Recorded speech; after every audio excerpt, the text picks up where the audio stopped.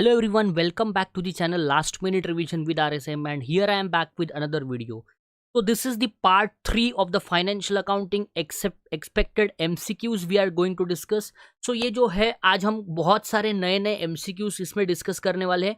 इसके पहले मैंने पार्ट 1 और पार्ट 2 ऑलरेडी अपलोड कर दिया है, और अगर आपने वो अभी तक नहीं देखा तो आई बटन में आपको लिंक मिल जाएगा, वहाँ से आप MCQs को चेक कर सकते हैं. इसके पहले के काफ़ी सारे आपके कंसेप्ट उसमें से रिवाइज हो जाएंगे. तो बहुत सारे कमेंट्स मुझे मिल रहे थे कि सर बाकी के सब्जेक्ट्स के भी अपलोड करें. तो पहले मैंने फाइनेंशियल अकाउंटिंग लिया है, इसमें बहुत सारे चैप्टर्स के एक बार एमसीक्यूज हमारे हो जाए, फिर हम कॉस्टिंग में जाने वाले हैं. तो साइमल्टेनियसली आपको फाइनेंशियल अकाउंटिंग के साथ कॉस्टिंग के भी एमसीक्यूज मिलने वाले हैं. तो अगर आप पहली बार चैनल पे आए हो तो सब्सक्राइब कर ले अभी, ताकि आपको अगली बार नोटिफिकेशन आ जाए. और अगर वीडियो आपको अच्छा लगता है तो लाइक आप कर सकते हैं. अगर आपको अच्छा लगता होगा तो आप लाइक करें, अपने फ्रेंड्स में इसको शेयर कर सकते हैं. ठीक है, चलो स्टार्ट करते हैं आज का सेशन. क्वेश्चन नंबर 1 आज का जो है वो आपके सामने ये रहा. The number of partners in limited liability partnership should be. तो limited liability partnership which is also called as LLP act, which was form in the year 2008 and which is the hybrid structure of partnership and company. तो partnership के कुछ advantages और company के कुछ advantages लेके एक नया कंसेप्ट हम लेके आए which is called as limited liability partnership, और वो एक्ट फॉर्म हुआ था 2008 में. तो ये क्या बोल रहा है question, the number of partners in limited liability partnership should be. तो नंबर ऑफ पार्टनर्स कितने होने चाहिए? 2 होने चाहिए. ठीक है, 2 पार्टनर्स आपके लिमिटेड लाइबिलिटी पार्टनरशिप फॉर्म करने के लिए जरूरी है, और मैक्सिमम कोई लिमिट इसकी नहीं है. सेकेंड क्वेश्चन में जाते हैं. The partners who manage the routine activities of LLP. जो पार्टनर्स रूटीन एक्टिविटीज को मैनेज करते हैं LLP के, उसे क्या बोला जाता है? They are called as managing partners, nominal partners, sleeping partners या डेजिग्नेटेड पार्टनर्स. आई होप कि आपको इसका आंसर पता होगा, and the correct answer for this question is designated partners. ठीक है, डेजिग्नेटेड पार्टनर्स काफ़ी इंपॉर्टेंट है. तो एक LLP में 2 डेजिग्नेटेड पार्टनर जरूरी है जो LLP के रूटीन एक्टिविटीज को मैनेज करेंगे, और जो 2 डेजिग्नेटेड पार्टनर्स होंगे उनके पास डायरेक्टर्स आइडेंटिफिकेशन नंबर होना ज़रूरी है, और दूसरी चीज़ डिजिटल सिग्नेचर सर्टिफिकेट होना भी ज़रूरी है. और 2 जो हमारे डेजिग्नेटेड पार्टनर्स होंगे उनमें से कोई एक इंडिया का रेसिडेंट होना चाहिए. That means he should stay in India for 182 days और more. You all are aware about the condition under section 6(1) of a resident. ठीक है, तो ये था हमारा क्वेश्चन नंबर 2. तो मैं ट्राई कर रहा हूँ कि एक MCQ के साथ आपके बाकी सारे भी कंसेप्ट्स को क्लियर करूँ, सो दैट पेपर में किसी तरीके से भी क्वेश्चन अगर आया तो आपको उसको सॉल्व करने में कोई भी प्रॉब्लम नहीं होगी.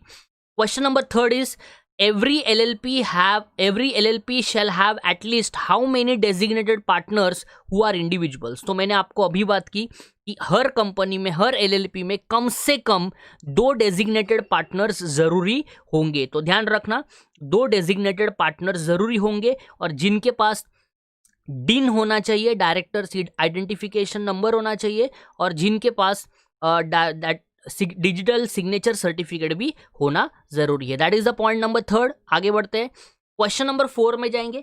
Every designated partner has to apply for.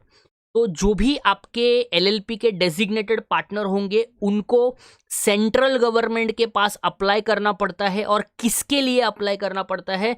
Number 1 directors identification number, number 2 members registration number, number 3 LLP registration number, and number 4 is pan number. तो रिमेंबर, उन्हें सेंट्रल गवर्नमेंट के पास अप्लाई करना पड़ेगा, और वो होता है DIN नंबर. जैसे किसी भी पर्सन को अगर कंपनी का डायरेक्टर बनना होगा तो उसे DIN नंबर जरूरी है. DIN का मतलब होता है डायरेक्टर्स आइडेंटिफिकेशन नंबर. सिमिलरली जो हमारे डेजिग्नेटेड पार्टनर्स है उनको भी DIN नंबर बहुत ही जरूरी हो जाएगा. उसके बिना वो डेजिग्नेटेड पार्टनर्स नहीं बन सकते. नेक्स्ट क्वेश्चन में जाएंगे, तो इसका राइट आंसर है directors identification number. Next is the liability of the partners of LLP is. तो liabilities of the partners of LLP is, I think आपको ऑप्शन के बिना इसका आंसर आना चाहिए, बिकॉज आपने कंसेप्ट जो पढ़ा है that is called as limited liability partnership. तो LLP जो है उसके पार्टनर्स की लाइबिलिटी लिमिटेड होगी, अनलिमिटेड होगी, दोनों होगी, या नन ऑफ द अबव. तो right answer you all are aware about, that is called limited liability. ठीक है, अगले क्वेश्चन में जाते हैं. If one company takes over the business of another company, it is called as.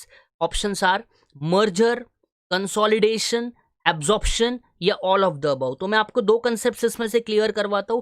जब एक company दूसरे के साथ मर्ज होके तीसरी कंपनी फॉर्म होती है तो उसे बोला जाता है मर्जर। जब एक बड़ी कंपनी किसी छोटे कंपनी को एक्वायर कर लेती है तो उसको हम एब्जॉर्प्शन, एक्विजिशन या टेक ओवर के नाम से जानते हैं। तो इसका राइट आंसर यहां पे बन जाएगा एब्जॉर्प्शन। ठीक है, तो आपको ध्यान रखना है, मैंने दो तीन कंसेप्ट्स आपको साइमल्टेनियसली क्लियर करवाए हैं। And the next question is preliminary expenses is transferred to which account while closing books of old company? This relates with the chapter of amalgamation. सो आपने देखा होगा अमालगमेशन में हम जर्नल एंट्रीज करते हैं न्यू बुक्स में, और हम ओल्ड बुक्स में लेजर बनाते हैं। Realization, equity share holders, new company, फिर equity shares in new company, preference shares in new company, preference share holders, बहुत सारे लेजर्स हम बनाते हैं। तो जो भी आपके मिसलेनियस असेट्स या मिसलेनियस या फिक्टिशियस असेट्स होते हैं वो हम कौन से लेजर में ट्रांसफर करते हैं? The options are realization account, equity share holders account, new company account या none of the above. The right answer for this question is equity share holders account में आप उसको ट्रांसफर करते हो, वो भी इक्विटी शेयर होल्डर्स के debit side में आप उसको ट्रांसफर करते हो। ध्यान रखना, काफी इंपॉर्टेंट पॉइंट है, यहां से अगर क्वेश्चन बना तो आपको पेपर में आना चाहिए। Next point, which of the following is the journal entry for creditors and debtors adjusted mutually? So we are having an adjustment in amalgamation, intercompany dues adjusted या intercompanies dues adjusted mutually, जिसमें दो type के adjustment आते हैं। एक होता है creditors to debtors का और एक होता है bills payable to bills receivable का। तो उसका जर्नल एंट्री क्या होगा? Debtors to creditors, creditors to debtors, realization to creditors या रियलाइजेशन टू डेटर्स। तो आई थिंक आपको इसका आंसर पता होगा। इसका राइट आंसर है creditors account debit to debtors account. तो the journal entry for inter company adjustment is creditors to debtors. यहीं पे अगर बिल्स पेबल और बिल्स रिसीवेबल का आएगा तो क्या होगा entry? Bills payable account debit to bills receivable account. ठीक है, 9th क्वेश्चन में जाते हैं। The amalgamation adjustment account is presented in balance sheet under which head? तो अमालगमेशन एडजस्टमेंट अकाउंट जो आपका लास्ट एंट्री आप करते हो, जिसमें हम स्टैट्यूटरी रिजर्व का एंट्री करते हैं, amalgamation adjustment account debit to statutory reserve account, वो हम बैलेंस शीट में कौन से हेड में प्रेजेंट करते हैं? अब ध्यान रखना, काफी इंपॉर्टेंट चीज बता रहा हूं। देखो, ये हम सबसे पहले अदर करंट असेट्स के हेडिंग में प्रेजेंट करते थे, बैलेंस शीट असेट साइड में अदर करंट असेट्स। लेकिन इंडियन कंपनीज एक्ट 2013 के बेसिस पे थोड़ा सा अभी चेंज किया गया, और ये जो अमालगमेशन एडजस्टमेंट है वो हम अभी अदर करंट असेट्स में प्रेजेंट नहीं करेंगे, उसे हम अभी रिजर्व्स एंड सरप्लस के हेडिंग के अंदर लेस करके दिखाते हैं। मतलब आंसर तो वही आएगा, लेकिन आपको प्रेजेंटेशन ध्यान रखना है दैट अमालगमेशन एडजस्टमेंट अकाउंट अभी हम क्या करते हैं, रिजर्व्स एंड सरप्लस के हेडिंग में लेस करके दिखाएंगे। तो right answer for this is reserves and surplus account. Question number 10 में जाएंगे। विच of the following account is credited in case of import of goods?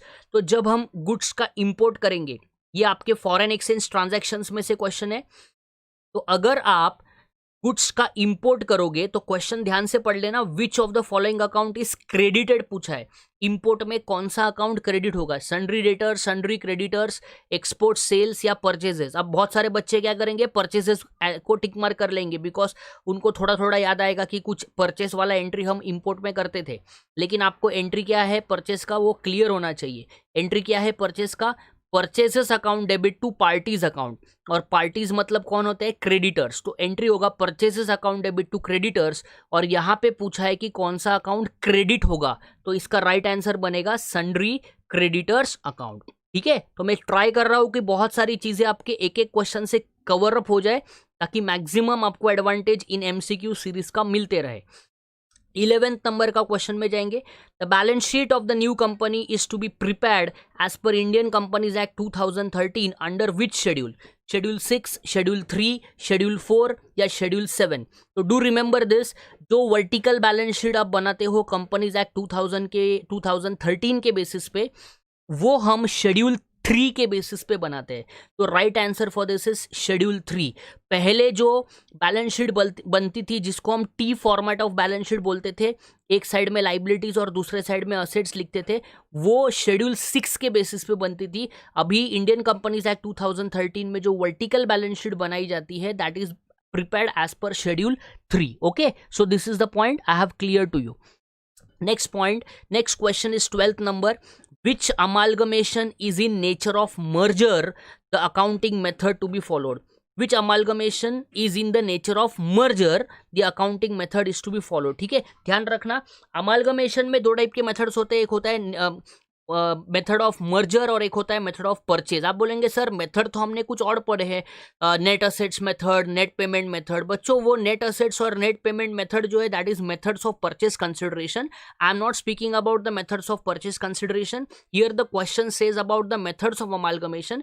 तो अमालगमेशन के दो मेथड्स होते हैं, इन the nature of purchase, in the nature of merger. तो आपको याद रखना है, ये याद रख के जाना पेपर में, यहां से अगर कुछ पूछा तो ये आपको पेपर में आना चाहिए।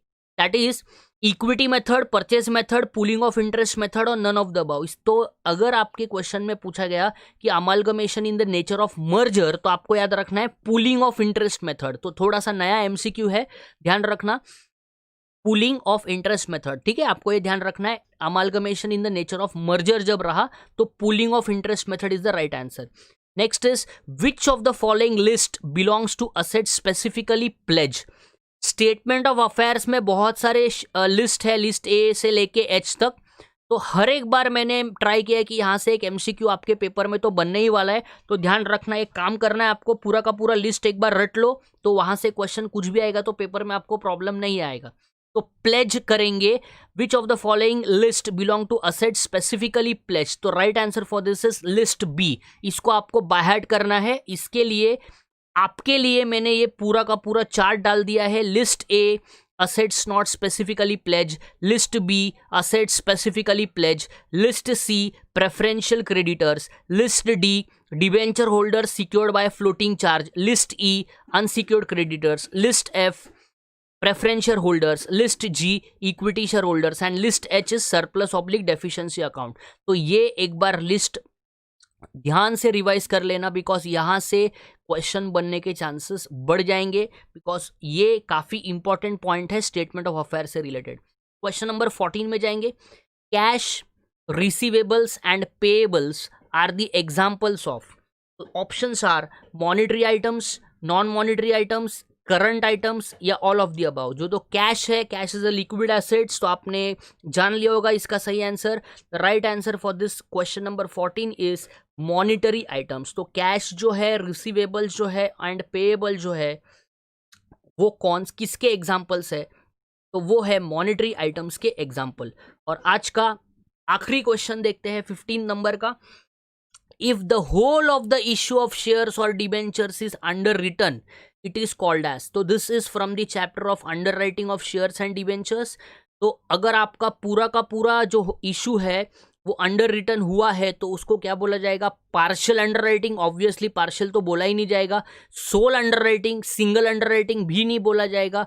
अभी ऑप्शन बचते हैं हमारे पास फुल अंडर राइटिंग और नन ऑफ द अबव। तो नन ऑफ द अबव तो कट हो जाएगा, तो आपका सही आंसर बनेगा फुल अंडर राइटिंग। तो देखो एमसीक्यूज सॉल्व करने का तरीका है, किसी को भी टिक मार्क करके मत आ जाना, पहले सोचो। अगर आपको किसका भी आंसर नहीं पता तो पहले एलिमिनेशन मेथड से भी एमसीक्यू बन सकता है। आप पहले ये देखो कि अगर आपको आंसर नहीं पता तो आप पहले ये देखो कि कौन सा ऑप्शन नहीं बन सकता, उसको कट कर दो, तो बाकी के ऑप्शंस में से थोड़ा डिसाइड करना इजी हो जाता है। जैसे कौन बनेगा करोड़पति में आपने देखा होगा 50-50 करते हैं, तो दो ऑप्शंस गलत निकल जाते हैं, फिर बचे हुए दो ऑप्शन में से हम फाइंड करते हैं। तो ये थे आज के एमसीक्यूज। इसका राइट आंसर है फुल अंडर राइटिंग। ठीक है, तो this are the MCQs of financial accounting. आपको जल्दी अभी कॉस्टिंग के एमसीक्यूज भी मिलने वाले हैं। तो ये सारे पीडीएफ्स को मैं कंबाइंड शेयर करने वाला हूँ। तो students were commenting in the comment section कि सर आप पीडीएफ तो शेयर कर नहीं रहे हो, हम किस तरीके से पढ़े। तो बच्चों मैं आपको सारे पीडीएफ्स देने वाला हूँ, एक साथ में उसको कंबाइंड करके क्लब्ड करके टेलीग्राम के चैनल के ऊपर शेयर करने वाला हूँ। तो अभी तक अगर आपने टेलीग्राम का चैनल ज्वाइन नहीं किया है तो प्ले स्टोर से टेलीग्राम ऐप डाउनलोड कर ले और इस वीडियो के लिंक में आपको डिस्क्रिप्शन, जो डिस्क्रिप्शन है वहाँ पे आपको लिंक मिल जाएगा and the link will be related with Telegram channel last minute revision with RSM। उसको ज्वाइन कर ले, वहाँ पे सारे PDF डालने वाला हूँ जो आपको काफ़ी हेल्प करने वाले आपके एग्जाम से रिलेटेड। अगर वीडियो अच्छा लगा है तो वीडियो को लाइक करें, अपने फ्रेंड्स में शेयर करें, और अगर पहली बार आप चैनल पे आए तो चैनल को सब्सक्राइब कर ले। Till then as always work harder, be smarter.